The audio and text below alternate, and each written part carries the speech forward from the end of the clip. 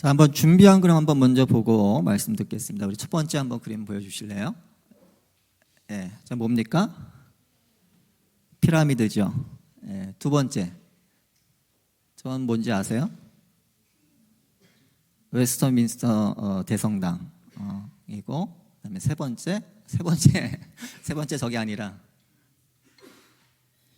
그건 네 번째고, 예, 그 전에. 예, 저거는 뭐 같아요? 혹시 아시는 분 계세요? 메디나 사원이라고 하는데 이 모하멧의 묘가 있다라고 생각되는 그곳을 기념하는 그런 사원이라고 합니다. 자, 그리고 네 번째 사진이 저는 가든 툼이라고 해서 바로 빈 무덤입니다.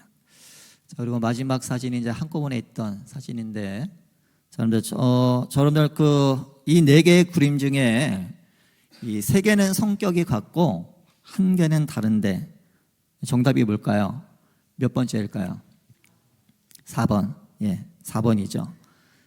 왜요? 왜 그래요? 예, 세 개의 공통점은, 이 그림의 공통점은 유명 인사의 시체가 있다라고 하는 것이고, 그리고 나머지 하나, 그 가든 툼은 이 시체가 없다라고 하는 거예요. 무엇을 의미하는지 여러분들이 아마 잘 아실 거라고 생각이 됩니다. 자, 이 프랑스 혁명이 한창일 때 방년 그러니까 34살 젊은 나이에 이 오탱 성당의 주교로 소품되었던 이 샤를 모리스 드 탈레랑 페리고르라고 하는, 이름이 참 길죠. 샤를 모리스 드 탈레랑 페리고르. 자, 근데 줄여서 그냥 탈레랑이라고 그렇게 얘기를 하는데, 자, 이 사제에게 이 어떤 사람이 비웃음이 가득한 말로 이렇게 말을 했어요. 뭐 기독교라는 게 뭐 별거 있겠습니까? 기독교 같은 종교는 마음만 먹으면 얼마든지 하나 시작할 수 있는 것 아니겠습니까? 그러니까 뭐 대단한 기독교에 대한 그런 대단한 도발이죠. 자, 그러자 이 탈레랑 주교가 이렇게 말을 했어요. 그럼요, 얼마든지 시작할 수가 있죠. 하지만 누군가는 인류를 사랑하기 때문에 십자가에서 죽어야 할 것이고, 그 사람은 반드시 죽은 지 3일 만에 부활해야 할 것입니다. 할렐루야. 여러분, 우리 예수님은 부활하셨습니다. 성경대로 3일 만에 살아나셨어요. 보라, 우리가 예루살렘으로 올라가노니 인자가 대제사장들과 서기관들에게 넘겨지매 그들이 죽이기로 결의하고 이방인들에게 넘겨줘 그를 조롱하며 칙칙질하며 십자가에 못 박게 할 것이나 제3일에 살아나리라. 자, 이렇게 말씀하신 대로 죽은 지 3일 만에 예수님께서는 살아나셨어요. 자, 여러분, 요즘 세상에 우리가 이 팩트를 진실을 참 많이 말하죠. 뭐 이 정치인들이 무슨 얘기를 할 때도 항상 이 팩트 그 체크를 합니다. 또 요즘은 이 인터넷이 너무 발달해서 이 팩트가 아닌 그런 말을 했다가는 이 큰 봉변을 당하기 쉽잖아요. 뭐 여러분들 뭐 요즘에 그 연예인들 뭐 이 가십거리 뭐 인터넷 기사들 나오는 거 보면 뭐 사실 뭐 이게 진짜인지 아닌지는 잘 모르겠지만 하여튼 뭐 그런 얘기들 참 많이 나오잖아요.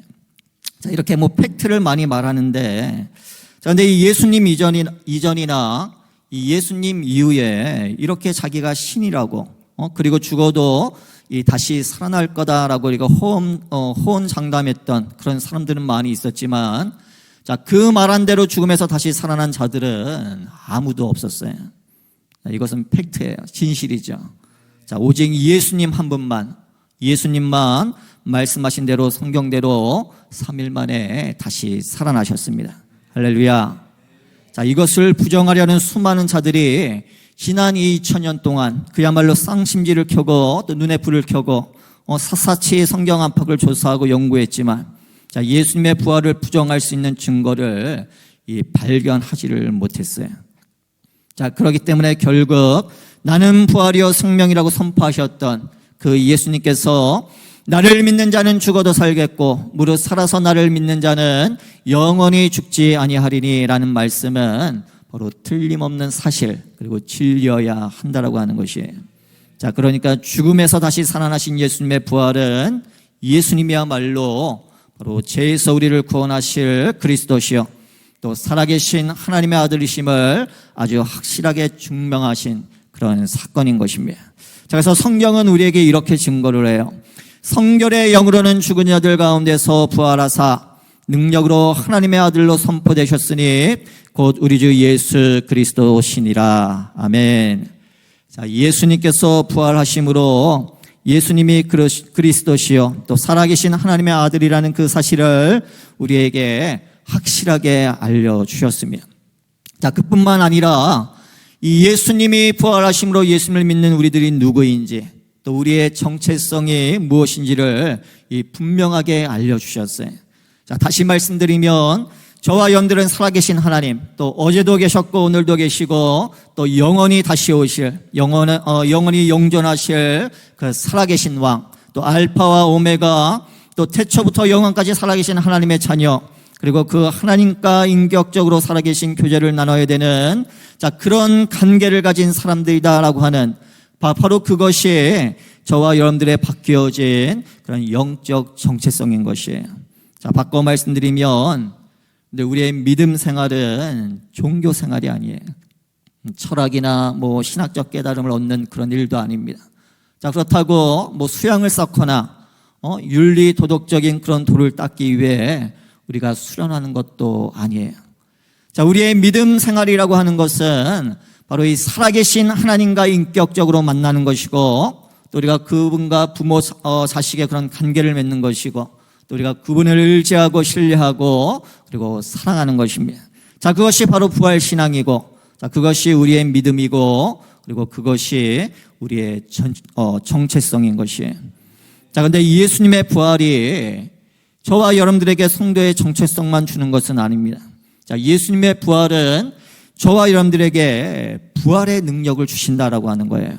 아멘. 자, 여러분들 부활의 능력이 바로 우리 크리스찬들로 하여금 자기를 부인하고 또 자기 십자가를 지고 예수 그리스도를 따라가게 합니다. 또 부활의 능력이 내 안에 여전히 가득 차 있는 욕심과 욕망과 또 미움과 시기와 절망과 의심 등등 또 예수님을 따라가지 못하게 하는 그런 모든 내 안의 것들을 이기는 능력을 우리에게 주는 것이에요. 또한 부활의 능력은 우리가 무엇을 먹을까 무엇을 마실까 무엇을 입을까 염려하는 그런 우리들로 하여금 먼저 주님의 나라와 의를 또한 구하게 해줍니다. 또한 부활의 능력은 나밖에 모르고 그리고 나만을 고집하며 살던 우리들로 하여금 바로 하나님과 이웃을 사랑하며 살게 해주는 그런 능력을 주는 것이에요. 앞길이 아무리 캄캄하고 절망적이고 포기하고 싶은 그런 때에도 절대로 포기하지 않고 소망 가운데 인내하고 기도로 싸우고 또 고난 중에도 감사하게 하는 결국 승리케 하는 그런 능력을 바로 부활의 능력이 우리에게 주는 줄로 믿으시기를 바랍니다. 자, 여러분 이 능력이 우리의 가정을 변화시켜요. 또 우리의 자녀들을 변화시키고 또 이 땅을 변화시킬 줄로 믿습니다. 자, 우리 사랑하는 성도 여러분, 자, 부활의 능력이 우리들로 하여금 할 수 없게 하는 우리를 절망케 하는 모든 것들 앞에서 정말 그 절망을 소망으로 극복하고 또 다시 일어나게 일으켜주는 줄로 여러분들 믿으시기를 바랍니다. 자, 우리들이 만나는 인생 문제 가운데 뭐 어느 것 하나 사실 뭐 만만한 게 하나도 없죠. 부부 문제가 되었건 자식 문제가 되었건 아니면 우리의 건강 문제가 되었건 재정 문제 등 자, 우리가 숨 쉴 때마다 우리에게 다가오는 인생의 모든 문제들이 사실은 뭐 하나같이 힘든 그런 문제들일 것입니다. 자, 찰리 셰드라고 하는 이 장로교 목사님이자 또 작가이자 또 유명한 이 상담가이신 이분이 주로 이 크리스찬 가정에 대한 그런 주제로 이 강연을 하고 또 40권이 넘는 그런 책을 저술을 했는데 그런 분이 이 고백한 그런 말이에요. 자, 이분이 아직 젊었을 때 자녀가 없을 때 그러니까 자녀 교육에 대한 그런 강연을 할 때 보통 이 잡는 제목이 아주 그러니까 한마디로 좀 삐까번쩍한 그런 대단한 그런 제목이에요. 완전한 자녀를 양육하는 10계명이라는 그런 제목인데 자, 그러니까 이것만 마스터하면 이 자식 농사는 뭐 대풍년이다 라고 그렇게 자신할 만큼 이 완전한 자녀를 양육하는 10계명 자, 그런 강렬한 제목으로 강연을 했어요. 자, 그러다가 이 첫째 아이를 낳고 나서는 이 강연의 제목이 주로 이런 식으로 바뀌었어요. 자녀 교육을 위해 부모에게 주는 10가지 힌트. 자, 그러더니 둘째 아이를 낳고 나서는 자녀 교육으로 힘들어하는 동료 부모들에게 드리는 몇 가지 제안. 자, 그리고 셋째 아이를 낳고 나서는 이 자식을 기르는 그 주제로 강연하는 것을 포기했답니다. 자식 기르는 게 만만치 않다라고 하는 거겠죠. 자, 근데 여러분 사실 뭐 만만하지 않은 게 어디 뭐 자식 기르는 그런 일뿐이겠습니까? 근데 내가 내 힘으로 숨을 쉴 수 있다면 그것만으로도 감사해야 할 만큼 자, 우리가 이 컨트롤할 수 있는 것이 사실은 별로 없어요. 내 마음 내 힘대로 컨트롤할 수 있는 것 사실 별로 없습니다. 자, 그런데 우리 하나님은 다르죠. 그분은 모든 것을 컨트롤할 수 있는 그런 전능하신 하나님이십니다. 아멘. 자, 혹시 여러분들의 삶이 통제불능인 것 같습니까? 비즈니스의 어떤 운영도 내 마음대로 안 되고, 또 내가 낳은 자식도 내 마음대로 안 되고, 또 내 건강도 그 어느 것 하나 내 마음대로 할 수가 없어서 여러분들 낙심되고 또 상심이 여러분들 크십니까?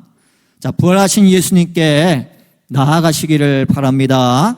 자, 그분은 여러분들의 삶을 당신의 선하심과 그 인자하심으로 매니지해 주실 거예요. 또 죽음까지도 이기신 예수님께서 못하실 일은 전혀 없는 것입니다. 자, 보십시오. 여러분, 성경은 우리에게 이렇게 증거를 합니다. 그의 힘의 위력으로 역사하심을 따라 믿는 우리에게 베푸신 능력의 지극히 크심이 어떠한 것을 너희로 알게 하시기를 구하노라. 아멘. 자, 그리스도를 부활케 한 그 능력이 우리 믿는 성도들의 안과 밖에서 활동하는 줄로 그렇게 믿으시기를 바랍니다. 자, 그 능력이 우리를 승리케 하고 또 우리를 자유케 하는 것이 또 어떤 문제도 이기게 한다라고 하는 것입니다.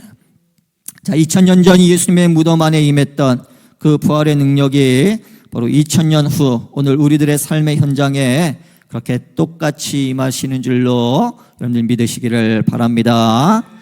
자, 그럼 우리 예수님의 부활이 이 성도들에게 주는 그 소망은요, 단순히 뭐 어떤 우리 노후의 문제에 관한 소망만은 아닐 겁니다. 우리의 사후 문제를 해결해 주셔요. 자, 우리가 동서고금을 막론하고 우리가 이 온 인류 또 온 나라와 민족과 족속들이 이 공통적으로 가지고 있는 문제가 있다면 그것은 아마 바로 이 죽는 문제일 것이에요. 죽음입니다. 그러니까 여러분 모든 사람은 죽습니다. 저도 죽고 아마 여러분들도 돌아가실 거예요. 자, 그런데 미련한 사람이 누구냐? 바로 이것을 직시하지 못하고 이 죽음을 준비하지 못한 채 바로 사는 사람이다라고 생각을 합니다. 뭐 우리의 삶이 너무 바쁘다 보니 그저 앞만 보고 달려가다 보니 뭐 죽음을 준비하지 못한 채 또 생각하지 못한 채 뭐 살아가는 경우도 많을 것이고, 뭐 어떤 사람은 기분 나빠서 감정이 다운이 되어서 의도적으로 거기에 대해서는 뭐 생각하지 않으려고 하는 그런 사람도 있겠죠. 오랜만에 만난 친구와 식사를 하고 그리고 이제 뭐 카페 같은 데 가서 그냥 디저트와 커피를 마시면서, 자, 만일 여러분들이 그 친구에게 갑자기 정색을 하면서, 자, 이제 우리 한번 대화의 주제를 죽음 문제로 한번 잡아볼까?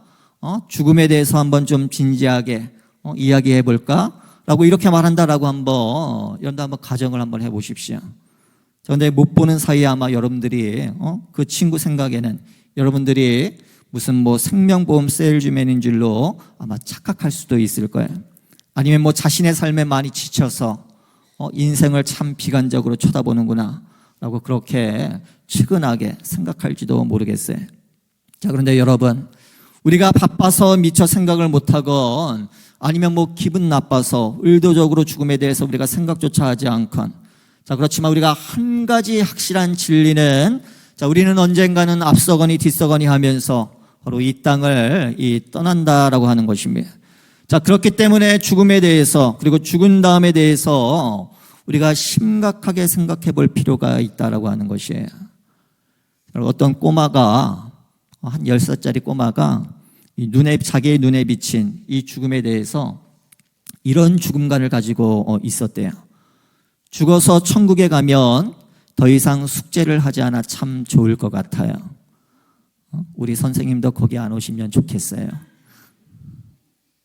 또 9살 먹은 아이의 관점은 훌륭한 의사는 환자가 죽지 않도록 도와주는 의사고 실력 없는 의사는 환자를 천국에 가도록 도와주는 의사예요. 그럴듯하죠? 자, 그러면 여러분 눈에 비친 죽음은 어떻습니까? 여러분들의 관점은 어때요? 자, 원하건 원치 않건 누구에게 가리지 않고 또 누구에게나 닥치는 죽음이라면 원하건 원치 않건 던져봐야 할 또 하나의 질문, 아니 지혜로운 질문은 자, 그 다음은 죽음 다음은 어떻게 될 것이냐라고 하는 것일 것입니다. 여러분들 죽음 다음에는 어떤 일이 일어날 것이냐라고 하는 거예요. 단도직입적으로 말씀드리면 성경에 있는 대로 여러분들에게 말씀을 나눠드린다면 이 사람이 죽은 다음 갈 곳은 두 곳밖에 없어요. 그래서 히브리서 9장 27절 말씀에 한 번 죽는 것은 사람에게 정하신 것이요 그 후에는 심판이 있으리니. 자, 그러니까 이렇게 성경은 단도직입적으로 독점적으로 그렇게 선언을 합니다. 자, 여러분 진리는 엄청 배타적인 것이에요. 타협이 없어요. 이것도 맞고 저것도 맞고 그런 게 아닙니다. 진리는 하나가 맞고 그리고 하나는 틀려야 돼요. 진리는 어둠이 있으면 뭐가 있어요? 빛이 있어야 되고 그렇게 진리는 타협이 안 돼요. 한 번 죽는 것은 사람에게 정해진 것입니다. 그리고 그 후에는 반드시 심판이 있어요. 자, 다시 말해서 입국 수속에서 통과되면 천국행이고 통과되지 않으면 지옥행이라는 그런 말입니다. 그러니까 중간 지대는 없어요. 성경에 보면. 자, 그렇다면 우리가 그렇다면 어떻게 이 입국 수속에서 통과될 수 있을까요? 자, 사실 이론상으로 이 방법이 두 가지가 가능합니다. 하나는 바로 패스포트를 얻는 거예요. 들어갈 자격을 우리가 얻는 것입니다. 자, 다시 말해서 천국이 완전한 것이고 그곳에 들어가려면 우리가 완전해야 하니까 일생을 완전하게 살면 된다라고 하는 거예요. 어떻게 좀 냉소적으로 이렇게 좀 들리십니까? 자, 근데 이론상으로는 그래요. 단 한 개의 제도 짓지 않으면 가능하다라고 하는 것입니다. 그러니까 교통법규를 늘 하나라도 어기면 안 된다라는 그런 얘기예요. 고속도로를 다닐 때 단 1km라도 더 빨리 달리면 안 된다라고 하는 것이죠. 사람들이 다 빨리 달린다라고 해서 10km 이내면 괜찮다라고 그래서 9km 오버하는 것, 하늘나라에서는 그러니까 용납이 안 된다라고 하는 것입니다. 자, 이렇게 사람의 기준은 왔다 갔다 해도 하나님의 기준은 사실 우리가 시쳇말로 얄짤없어요. 어림없어요. 그러니까 살인도 죄이고 교통법규 어긴 것도 죄인 것이에요. 그러니까 모르면 모를까. 저도 그렇고 여러분들도 그렇고 사실 이 첫 번째 방법은 우리에게는 사실 전혀 도움이 안 될 것입니다. 자, 그래서 우리가 두 번째 방법에 눈을 돌려야 하는데 그게 뭘까요? 바로 부활과 생명이신 예수님을 우리가 믿는 것입니다. 아멘. 그분을 마음으로 믿고 또 입으로 시인하는 것이 그분을 우리의 삶의 주인으로 우리가 모셔드리는 것입니다. 나는 길이요 진리요 생명이라 선포하신 예수 그리스도를 바로 우리의 구세주로 또 마음으로 믿고 입으로 시인하고 또 우리의 삶으로 우리가 증거하는 것입니다. 자, 그럴 때 예수님의 부활이 바로 우리의 부활이 되는 줄로 믿습니다. 또한 그럴 때 그분의 생명이 바로 우리의 생명이 되는 것이에요. 할렐루야. 말씀을 맺겠습니다. 우리 사랑하는 성도 여러분. 자, 부활하신 예수님께서 그가 살아나셨고 또 여기 계시지 아니하리라라고 말씀하셨어요. 자, 예수님께서는 살아나셨습니다. 자, 그래서 더 이상 무덤에 계실 수가 없었어요. 자, 그런데 어떻습니까? 여러분들은 살아나셨나요? 예수님의 그 믿음으로 여러분들 영생을 얻으셨습니까? 자, 그렇다면 우리가 사는 것은 우리가 이 두 팔을 밟고 살아가는 이 땅, 우리가 살아가는 이곳은 더 이상 무덤이 아니에요.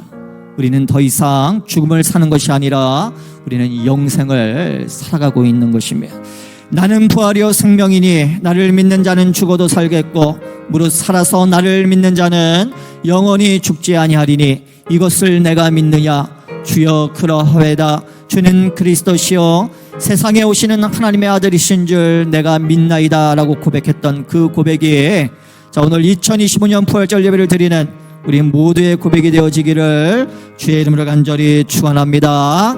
축원합니다.